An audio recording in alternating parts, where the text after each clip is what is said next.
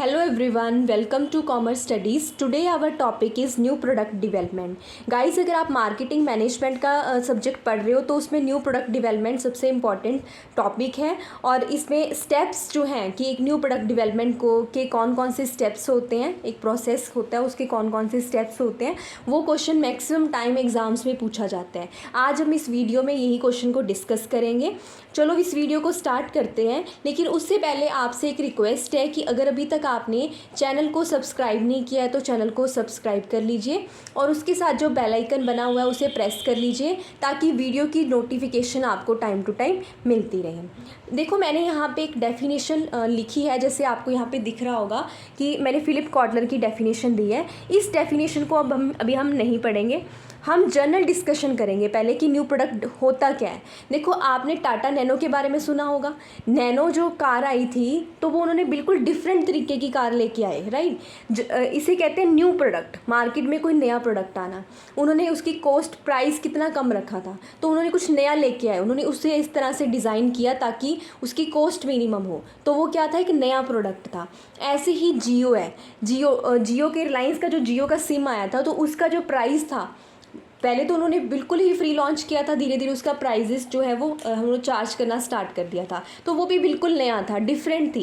देखो, पहले सोप्स हम यूज़ करते थे, राइट. तो कुछ लोगों ने देखा कि जो सोप्स हैं उसकी जगह पे भी सैनिटाइज़र्स यूज़ होने लग गए हैं, राइट. सोप्स यूज़ होती थी, उसके बाद में पेपर सोप आ गई, उसके बाद में सैनिटाइज़र्स लोग यूज़ करने स्टार्ट कर दिए लोगों ने, ठीक है. तो ये क्या है कि धीरे धीरे नए नए आइडियाज़ आते रहते हैं कि कि अगर हम कहीं पर ट्रैवल कर रहे हैं तो हमें सैनिटाइज़र की रिक्वायरमेंट है, सोप्स को हम नहीं रख सकते हैं. तो इस तरह की चीज़ों को देख के, मतलब इन्वायरमेंट को देख के हमारे माइंड में कुछ आइडियाज़ आते हैं, उसके बेसिस पे हम नया प्रोडक्ट डेवलपमेंट करने की सोचते हैं, राइट. तो न्यू प्रोडक्ट है क्या? देखो, न्यू मीन्स आपके सामने 3 टर्म्स लिखी हुई हैं. New product development, new means बिल्कुल कोई नई चीज़ लेके आना. प्रोडक्ट मीन्स यहाँ पे फिलिप कॉटलर की डेफिनेशन लिखी हुई है, मैं आपको ये बताती हूँ. लेकिन नेक्स्ट है डेवलपमेंट. डेवलपमेंट का मतलब होता है कोई चीज़ को बनाना. फिलिप कॉटलर के अकॉर्डिंग प्रोडक्ट क्या है? Product means anything that can be offer to a market for attention, acquisition, use और consumption. It include physical objects, services, personalities, place, organization और आइडियाज़. तो कहते हैं प्रोडक्ट कुछ भी, इन चीज़ों में से कुछ भी हो सकता है, राइट. तो ये हो गया प्रोडक्ट. और तो न्यू प्रोडक्ट क्या है? तो अब हम कहेंगे कि न्यू मीन्स, न्यू का क्या मतलब हो सकता है, नए प्रोडक्ट का क्या मतलब हुआ. It means new to the market. कोई भी ऐसी चीज़ जो मार्केट के लिए न्यू हो या फिर कंपनी के लिए नई हो, या फिर न्यू उसके प्रोसेस में आपने कुछ ऐसा चेंजेस किए हैं कि वो नई बन गई है. नेक्स्ट है new in any other form, या किसी भी और तरीके से उसमें कुछ मतलब नई चीज़ है जो अभी तक मार्केट में नहीं आई, तो उसे हम कहेंगे न्यू प्रोडक्ट, राइट. देखो, इसका स्टेप्स, अब इसके बाद में हम इसके स्टेप्स करेंगे. आई थिंक आपको इसका मीनिंग क्लियर हो गया होगा कि न्यू प्रोडक्ट क्या होता है. जब मार्केट में बिल्कुल ही डिफरेंट सी चीज़ आती है तो उसे कहते हैं न्यू प्रोडक्ट, राइट. अब हमारे पास नेक्स्ट है कि कौन कौन से स्टेप्स होते हैं एक नया जब प्रोडक्ट बनता है तो उसके प्रोडक्ट डेवलपमेंट की कौन कौन सी स्टेजेस होती हैं. फर्स्ट है आइडिया जनरेशन. सबसे पहले हमारे माइंड में एक आइडिया आता है, उसके बाद में उस आइडिया जो हमारे माइंड में आता है उसकी हम क्या करते हैं, स्क्रीनिंग की जाती है उस आइडियाज़ की, राइट. स्क्रीनिंग मीन्स जैसे मेरे माइंड में 2-3 आइडियाज़ आए तो उसकी मैंने स्क्रीनिंग की कि उसमें से बेस्ट आइडिया क्या है.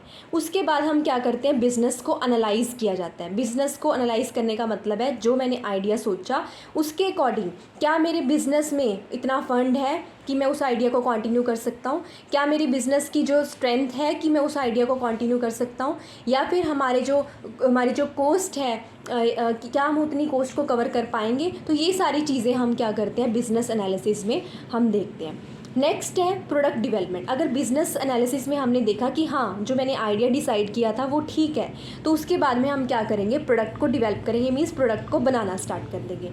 नेक्स्ट है टेस्ट मार्केटिंग. अब प्रोडक्ट बन गया हमारा तो उसके बाद में ये नहीं कि सीधा मार्केट में लॉन्च कर दोगे आप, उसकी टेस्ट मार्केटिंग होती है.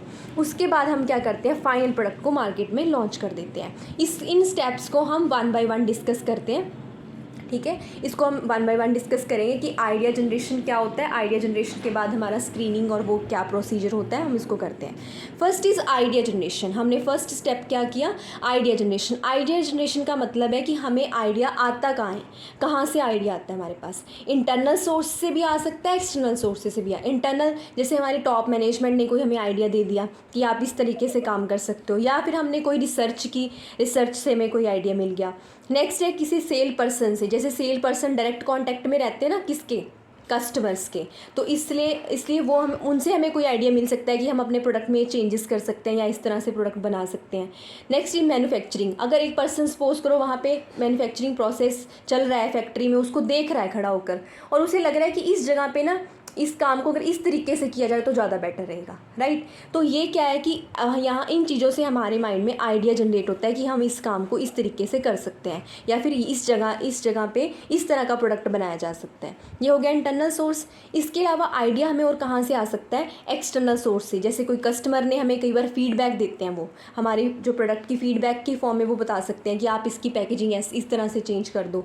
तो फीडबैक को ज़रूर रीड करना चाहिए। कई बार कस्टमर जो है वो हमें अच्छे आइडियाज़ दे देते हैं, राइट। तो कस्टमर से, कॉम्पिटिटर्स से, कस्टमर से और कंज्यूमर से, here I have some mistake here, customer से या कंज्यूमर से। कस्टमर वो होता है जो मतलब प्रोडक्ट को बाय कर लेता है, और कंज्यूमर होता है जो एक्चुअली कंज्यूम करता है, तो यहाँ पे आप कंज्यूमर कर लीजिएगा। नेक्स्ट इज इन्वेंटर से, अगर कोई पर्सन नया कोई चीज़ लेके आ रहा है तो उसमें इन्वेंटर भी मतलब हमें सजेस्ट कर सकता है। नेक्स्ट है फॉरेन मार्केट से। कई बार क्या होता है कि फ़ॉरेन के लोग डिफरेंट तरीके से काम कर रहे होते हैं, तो हमें उनको देख के भी आइडिया हमारे माइंड में जनरेट होता है, राइट। तो जब आप इस क्वेश्चन को लिखोगे तो पहले आपने उस न्यू प्रोडक्ट डेवलपमेंट के बारे में बता देना है, फिर उसका प्रोसेस बताओगे तो आइडिया जनरेशन में आप इस तरह से एक्सप्लेन कर सकते हो कि आइडिया हमें इस तरीके से आ सकता है। नेक्स्ट क्या था, स्क्रीनिंग। देखो स्क्रीनिंग मीन्स अब जो हमारे आइडियाज़ हैं उसकी स्क्रीनिंग करेंगे हम, बट यहाँ पे ना फिलिप कॉटलर के अकॉर्डिंग कुछ ना एरर होने के चांसेस होते हैं। स्क्रीनिंग का मतलब है जो आइडियाज़ हैं उनको अच्छी तरीके से इवेल्युएट करना। तो स्क्रीनिंग के टाइम पे क्या होता है, कुछ प्रॉब्लम्स आ सकती हैं। जैसे देखो गो एरर हो सकता है, ड्रॉप एरर हो सकता है। गो एरर का क्या मतलब है कि कई बार क्या है कि आइडिया बैड होता है और हम उस आइडिया को लेके अपना काम स्टार्ट कर देते हैं, उस आइडिया को हम कंटिन्यू कर लेते हैं। तो उस तरह के आइडियाज़ को कंटिन्यू करने से क्या होता है, हमारी गो एरर आ जाता है कि हम गलत आइडियाज़ लेके ऑर्गेनाइजेशन में वर्क करना हमने स्टार्ट कर दिया।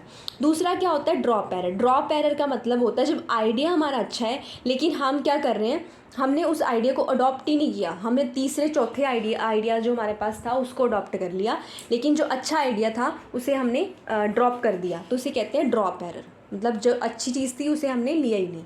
तो इस तरह के चांसेस होते हैं एरर होने के। तो जब आप स्क्रीनिंग करते हो तो हमें ध्यान रखना चाहिए।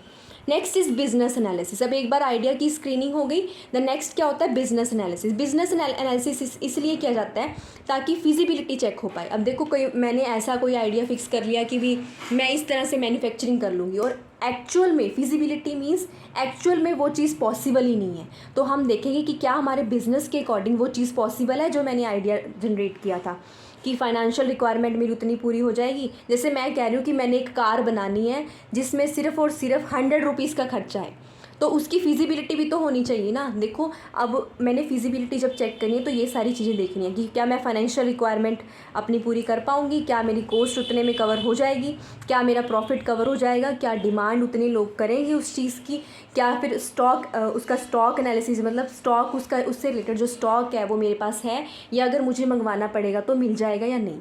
तो हम ऐसे ही कोई भी आइडिया जनरेट नहीं कर सकते, हमारा बिजनेस को एनालाइज करना और उसकी फिजिबिलिटी चेक करना भी ज़रूरी होता है। तो अभी तक हमने क्या क्या किया, हमने किया कि आइडिया जनरेशन होती है, फिर स्क्रीनिंग होती है, फिर बिज़नेस को एनालाइज किया जाता है कि वो आइडिया फिजिबल है या नहीं। नेक्स्ट स्टेप है कि प्रोडक्ट की डेवलपमेंट हो जाती है। प्रोडक्ट डेवलपमेंट मीन्स हम उसकी मैन्युफैक्चरिंग स्टार्ट कर देते हैं, प्रोडक्ट बनाना स्टार्ट कर देते हैं अगर हमारे लिए फिजिबल है वो, और हम क्या करते हैं उसकी मार्केटिंग के लिए प्लान्स बनाने स्टार्ट कर देते हैं, कस्टमर की चॉइसेस देखना स्टार्ट कर देते हैं, और इंजीनियरिंग का वर्क स्टार्ट कर देते हैं। तो इसे क्या कहते हैं, प्रोडक्ट डेवलपमेंट मीन्स प्रोडक्ट बनना स्टार्ट हो गया। Next test marketing. अब एक बार प्रोडक्ट बन गया तो उसकी टेस्ट मार्केटिंग होती है। गाइस इस पे आपको अलग से भी कई बार क्वेश्चन आता है पेपर में कि टेस्ट मार्केटिंग क्या है।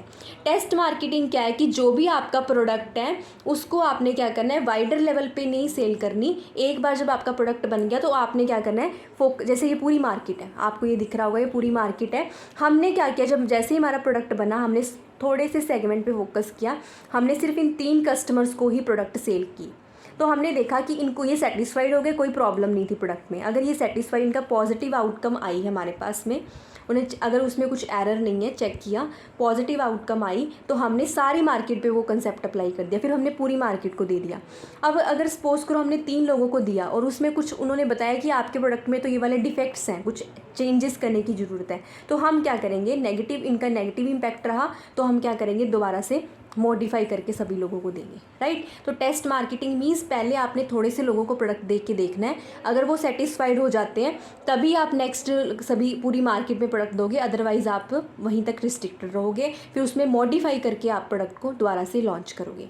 देखो इसमें आपका फ़ायदा होता है, अगर आप सीधा ही मार्केट में प्रोडक्ट लॉन्च कर दोगे और सभी में एरर रह गया, कोई आप बिल्कुल नई चीज़ लेके आ रहे हो ना, हो सकता है आपने कोई ऐसी कार बनाई उसमें कुछ प्रॉब्लम रह गई, तो अगर आप सारी कार्स ही मार्केट में लॉन्च कर दी और वो एरर हमें पता लगा कस्टमर से, तो हमारे तो प्रोडक्ट ही फेल हो जाएगा। तो इसलिए क्या होता है कि टेस्ट मार्केटिंग की जाती है कि थोड़े लोगों को देख के देखो, अगर कुछ उसमें कोई प्रॉब्लम नहीं होगी तो हम पूरी मार्केट में इंट्रोड्यूस कर देंगे। ये होती है test marketing.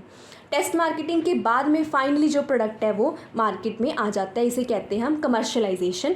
Commercialisation means actually the launching the product into the market.